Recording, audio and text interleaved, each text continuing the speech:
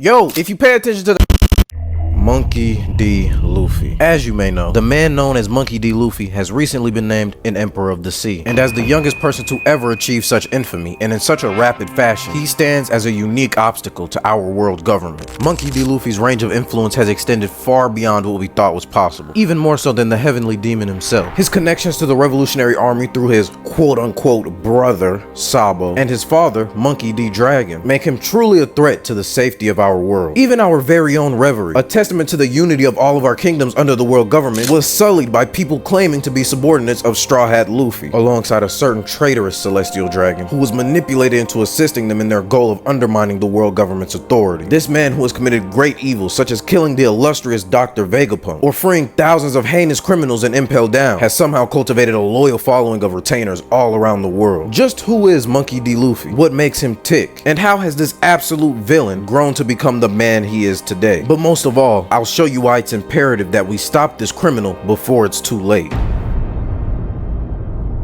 Not much is known about the circumstances of Monkey D. Luffy's birth. We know his father is Monkey D. Dragon, but that's essentially all we know. Whether or not his mother is alive is still unconfirmed, and all attempts to find an answer have reached a dead end. However, through our investigation, we've been able to uncover many things about Luffy's childhood, and just how this unorthodox childhood, to say the least, has created one of the most enigmatic figures in our entire world.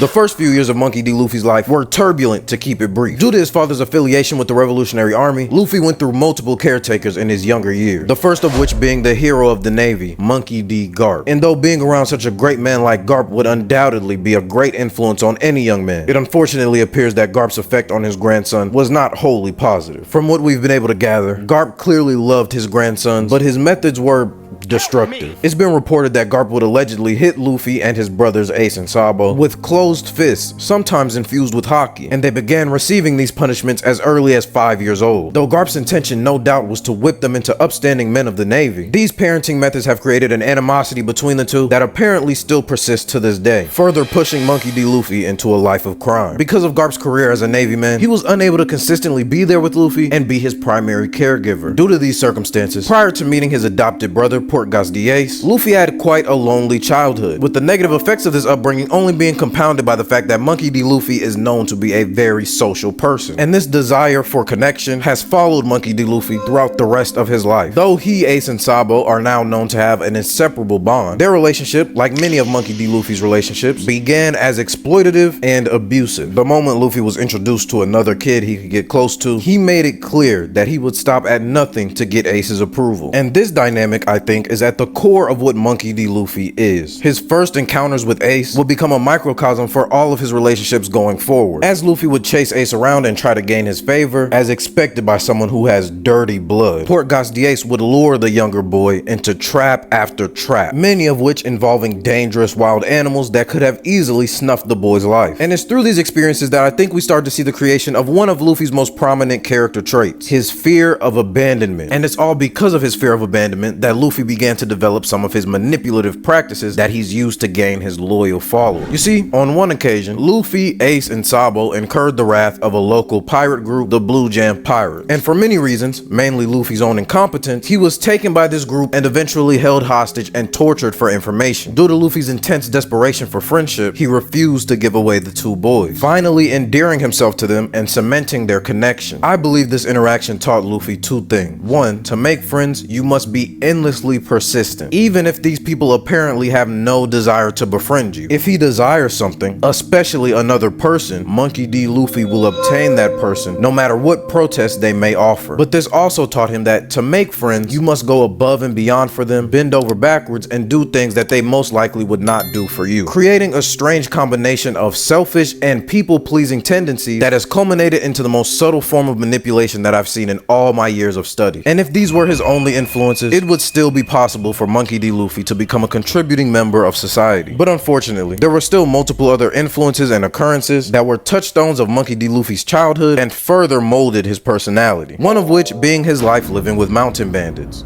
To say these people raised Luffy would be far too loose of a term. Luffy was allowed to live under their roof, but he was to be responsible for obtaining all of his own resources, whether that be clothing or food or water. This undoubtedly cultivated a sense of independence in the young man, but also bred his desire to seek guidance elsewhere. The most unfortunate thing about Luffy's childhood is that all of these other circumstances, including his loneliness and his lack of parental guidance, made him a prime target for the man who would actually send him down the path of infamy: red-haired Shanks. Prior to meeting Ace, one could say that red-haired Shanks is the closest thing Luffy had to a friend, which is unfortunate because Shanks was clearly intent on molding Monkey D. Luffy into the man we see today. Per the pattern that we discussed earlier, Shanks and Luffy's relationship was questionable at best. Shanks would poke and prod the boy, presumably in an attempt to breed some kind of competitive nature within him. And while this tactic may have worked, it also instilled Luffy with some worrying behaviors. The boy began to lash out and display self-destructive behaviors, even resorting to self-harm as an attempt to get Shanks' attention. Shanks did instill in Luffy his sense of loyalty, also inadvertently priming Luffy to develop his own form of manipulation that we talked about earlier. But most importantly, the most prominent thing Shanks instilled in Luffy was an insistent desire to prove oneself, which eventually would become the driving force leading him to become a pirate captain. Our records of how much time these two spent together are inconsistent, but what we do know is Shanks fed Luffy and left Windmill Village shortly after, clearly displaying that his job here was done and his plans were fully in motion.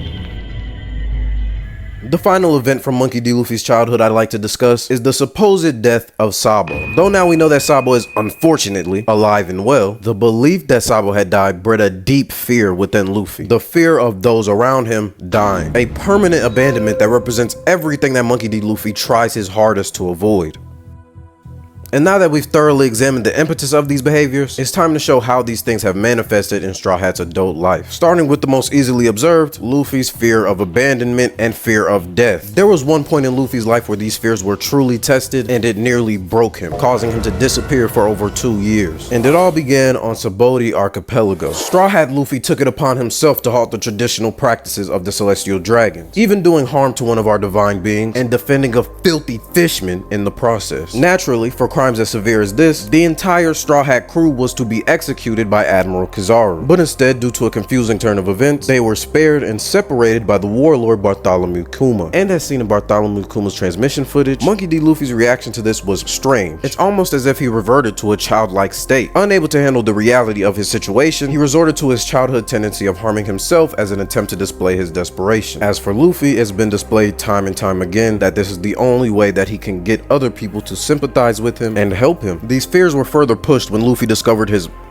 brother, Portgas the Ace, was to be publicly executed for his father's and his crimes against the world government. And regardless of how much Fire Fist Ace deserved this punishment, it's obvious that any brother or friend or family member would be devastated to hear news like this. But one thing we can all agree on is that every friend would not respond the way that Monkey D. Luffy did. In an attempt to save his brother, Straw Hat broke into Impel Down and incited a riot and eventual breakout that freed thousands of heinous criminals onto the street, some of which include Katarina Devon, Vasco Shot, and many more of the newly minted Blackbeard pirates. Our very own Impel Down warden Hannibal described Luffy as having the persistence of a demon, fighting his hardest to break out the Impel Down prisoners, even as Hannibal pleaded to him for the sake of the citizens of our world. Luffy then went on to fight in the Paramount War alongside the Whitebeard pirates, in which he caused numerous Navy casualties and nearly succeeded in freeing Portgas the Ace. However, his failure served as a realization of his deepest fear, the loss of another brother.